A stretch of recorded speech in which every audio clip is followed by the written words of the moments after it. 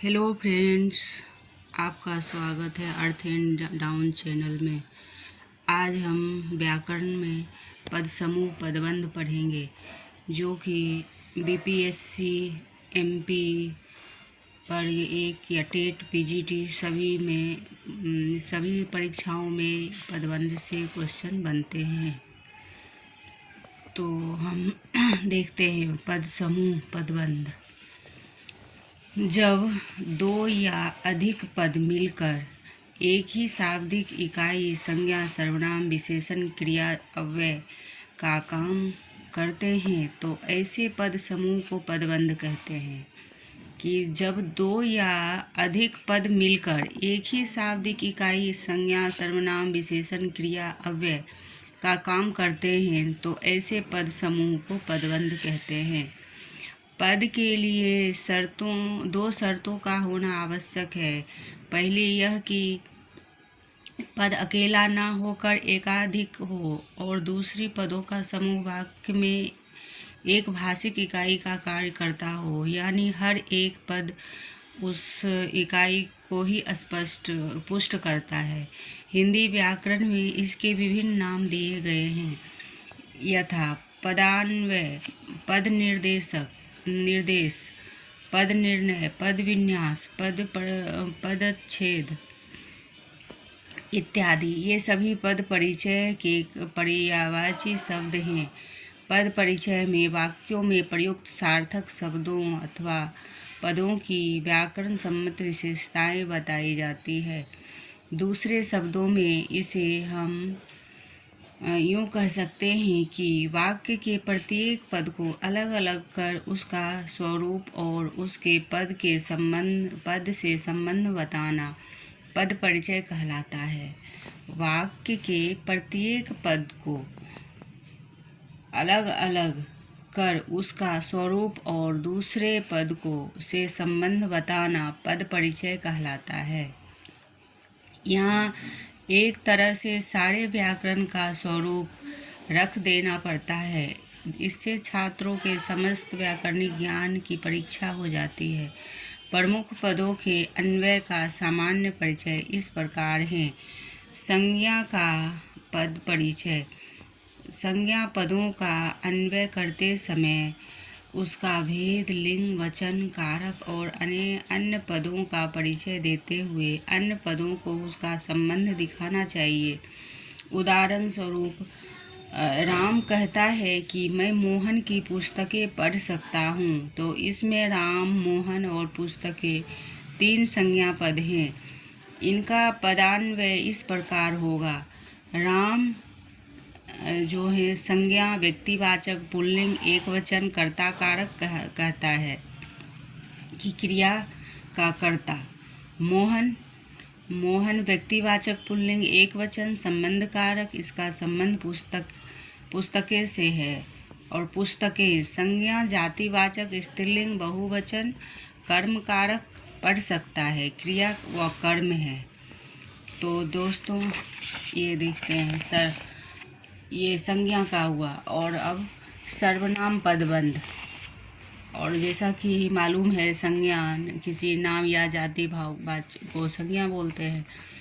तो अब सर्वनाम का पदबंध देखते हैं। सर्वनाम का पद परिचय। सर्वनाम का पद परिचय करते समय सर्वनाम का भेद, पुरुष, लिंग, वचन और कारक और अन्य पदों से उसका संबंध बताना पड़ता है। उदाहरण, जैसे कि विदित है कि सर्वनाम संज्ञा के स्थान पर जो आता है उसे सर्वनाम बोला जाता है। जैसे कि वह, यह, वो, ये, तो संज्ञा के नाम के बदले आता है। तो इसी प्रकार यहाँ पर है कि वह अपना काम करता है, तो पुरुषवाचक सर्वनाम हुआ। करता है तो अन्य पुरुष, पुल्लिंग, एक वचन, कर्ता कारक और करता है, क्रिया का कार्य करता है। अपना निजवाचक सर्वनाम, अन्य पुरुष, पुल्लिंग, एक वचन, संबंध कारक का काम संज्ञा विशेषण है। और विशेषण का पद परिचय विशेषण के पद परिचय में संज्ञा और सर्वनाम की तरह लिंग वचन कारक के विशेष बताना है, उसे विशेषण कहते हैं। जैसे कि नाम से ही पता है कि विशेषण क्या है, संज्ञा और सर्वनाम की विशेषता बताए, उसे विशेषण कहा जाता है। तो उसी प्रकार विशेषण के पद परिचय में संज्ञा और सर्वनाम की तरह लिंग वचन कारक और विशेष बताना चाहिए। जैसे उदाहरण में हम तुम्हें बापू के अमूल्य गुणों की थोड़ी बहुत जानकारी अवश्य कराएगा। यह तुम्हें बापू के अमूल्य गुणों की थोड़ी बहुत जानकारी अवश्य कराएगा। इस वाक्य में अमूल्य और थोड़ी बहुत विशेषण है। इसका पद परिचय इस प्रकार होगा। अमूल्य क्या है? विशेषण, गुणवाचक, पुल्लिंग है और बहुवचन अन्य पुरुष संबंधवाचक है। गुणों इसका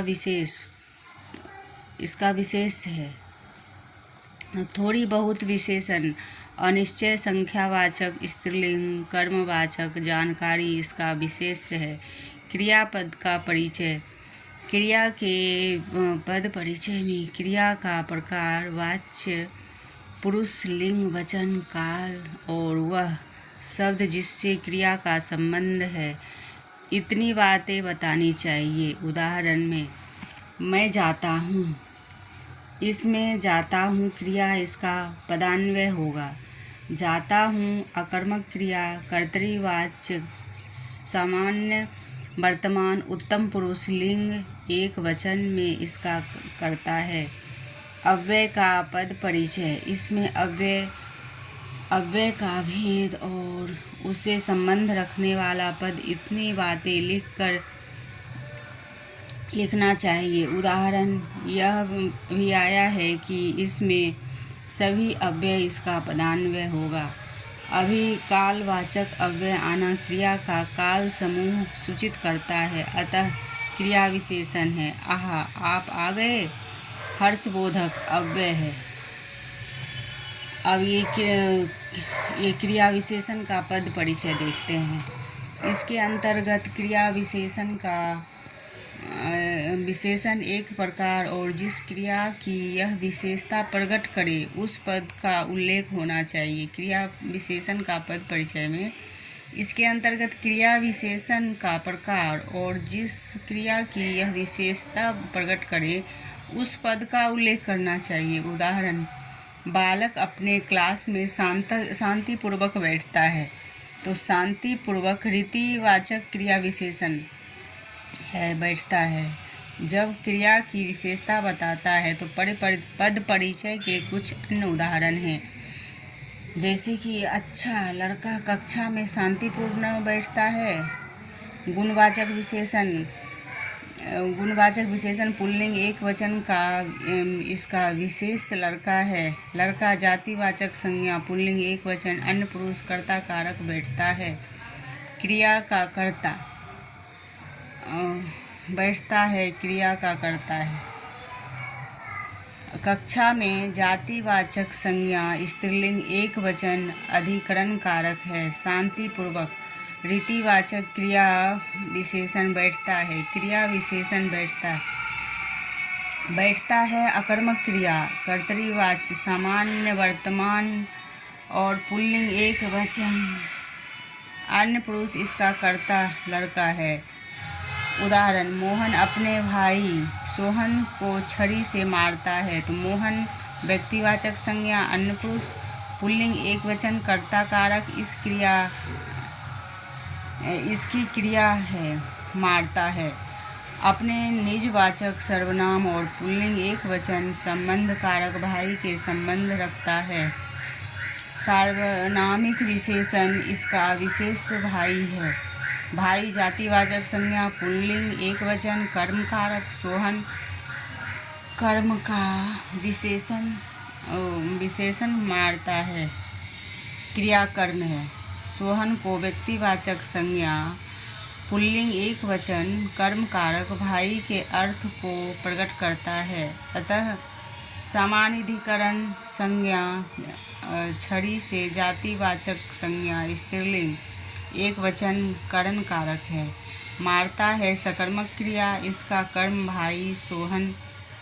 सामान्य वर्तमान काल पुल्लिंग कर्तरी अन्य पुरुष, इसका कर्ता मोहन है। इस प्रकार दोस्तों हम देखते हैं कि पदबंध इस प्रकार सभी संज्ञा सर्वनाम विशेषण सभी से जोड़कर बनाया जाता है। पदबंध और क्रिया को साथ मिला के सभी को जोड़ के जो बनता है वह पदबंध कहा जाता है। एक ही वाक्य में संज्ञा सर्वनाम विशेषण सभी हों वही पदबंध कहलाता है और उसके द्वारा शब्द बनता है, शब्द से लाइनें बनती है तो उसी को पदबंध कहा जाता है। जैसे कि वाक्य के प्रत्येक पद का अलग अलग कर उसका स्वरूप और दूसरे पद के संबंध बताना पद परिचय कहलाता है। तो दोस्तों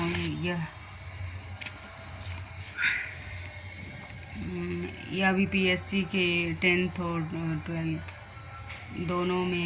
दोनों के कोर्स से लगे हुए हैं।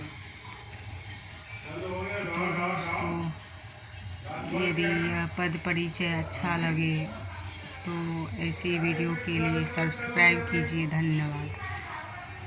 लाइक और सब्सक्राइब कीजिए। धन्यवाद।